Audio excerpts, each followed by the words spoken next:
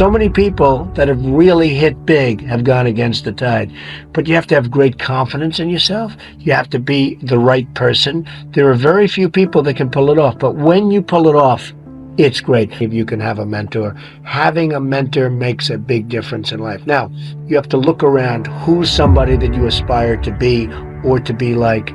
But having a mentor, it's really just a wonderful thing if you can have a mentor. I went to a great school. I went to the Wharton School of Finance. And in that school, I met a lot of people heading industry today and over the past, very smart people. But I've watched some of the people grow. I've watched some of the most incredible, brilliant students. And they didn't make it like other people made it because they didn't have that drive. They didn't have that never give up ability. I don't know if it's an ability or if you have it, just you can't quit.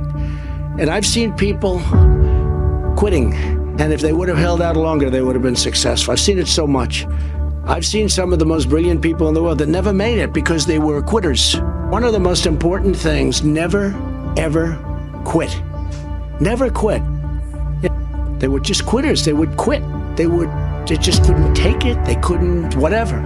One of the things about loving what you do is that it's not work, and therefore you don't quit automatically. It's a lot easier not to quit. But you can never give up. Now, you have to also have flexibility, though. You can't necessarily say, I'm never giving up, and you gotta be able to weave and bob. You don't have to go through a concrete wall when you can go over it or around it or under it or something. You have to have flexibility. You have to always be able to change course a little bit, maybe always with that same goal, but don't quit. And we're on this planet for a very, very small period of time. And achievement is something that really gives you great pleasure. And when you achieve something, that's great, but now on to the next. Very important, you keep going. I was no different when I was 20 years old, believe me. I wanted to be successful. I wanted to get out of Brooklyn. I said, Pop, I love you, but I want to get out of Brooklyn. I love Brooklyn, but I want to get out. And I love those buildings. I looked from Queens and Brooklyn, and I'd see those big buildings, those big skyscrapers in Manhattan. I said, Pop, that's what I want to do.